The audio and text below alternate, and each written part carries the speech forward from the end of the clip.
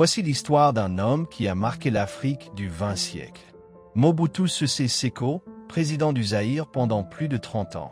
Un dirigeant charismatique, un stratège redoutable, mais aussi un symbole de la dérive du pouvoir absolu.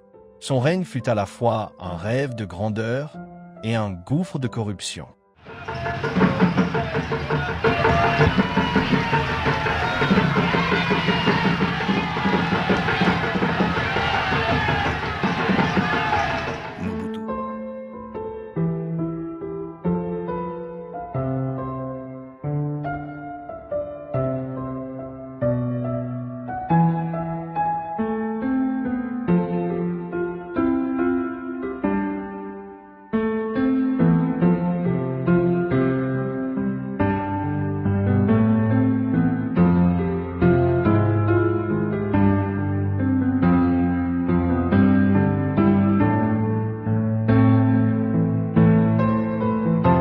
Né en 1930, dans une petite ville du Congo belge, Joseph-Désiré Mobutu grandit sous le système colonial.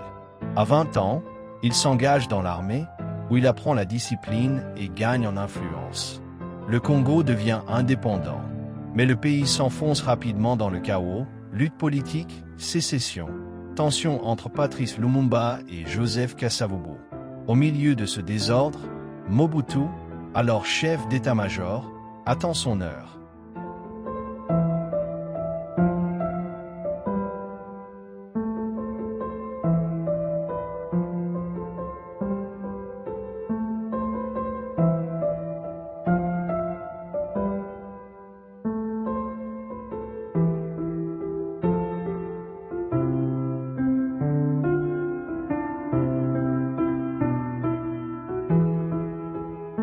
En septembre 1960, Mobutu passe à l'action. Avec le soutien de l'armée et de l'Occident, il prend le pouvoir. Patrice Lumumba, premier ministre charismatique, est arrêté puis assassiné. Dès lors, Mobutu devient l'homme fort du Congo. Les États-Unis et la Belgique le voient comme un rempart contre le communisme en pleine guerre froide.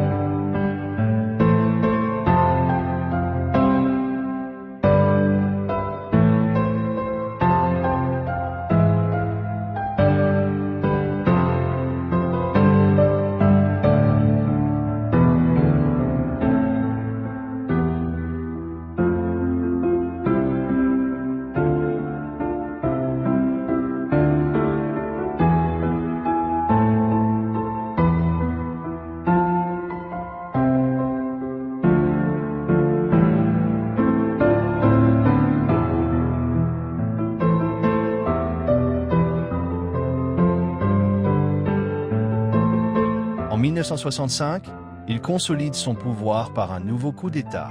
Il rebaptise le pays, le Congo devient le Zaïre. L'authenticité devient sa marque, plus de costumes occidentaux, mais Labacoste. Les Congolais doivent abandonner leurs prénoms chrétiens pour des noms africains. Mobutu se veut le guide du Zaïre. Des grands projets voient le jour, barrages, routes, stades. Mais derrière cette vitrine de modernité, la corruption s'installe. L'argent du pays disparaît dans les poches du régime, tandis que le peuple s'appauvrit.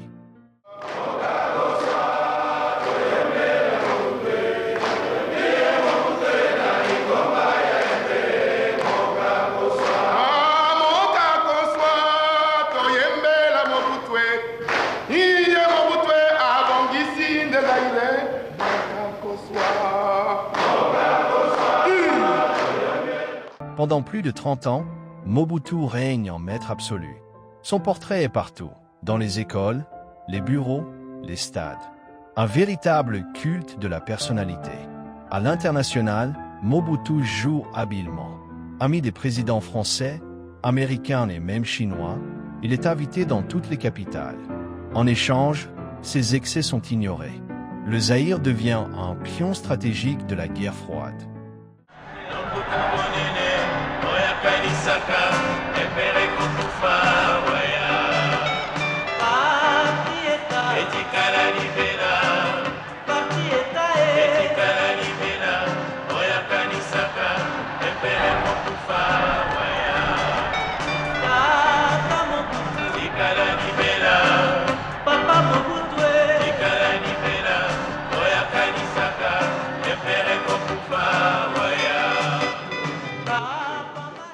Mais dans les années 1990, tout change.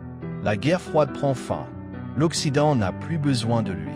L'économie s'effondre, les salaires ne sont plus payés et le peuple descend dans la rue.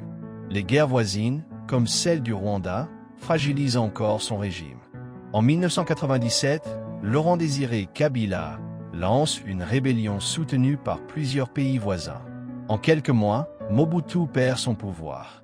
Il fuit le Zaïre, malade et affaibli.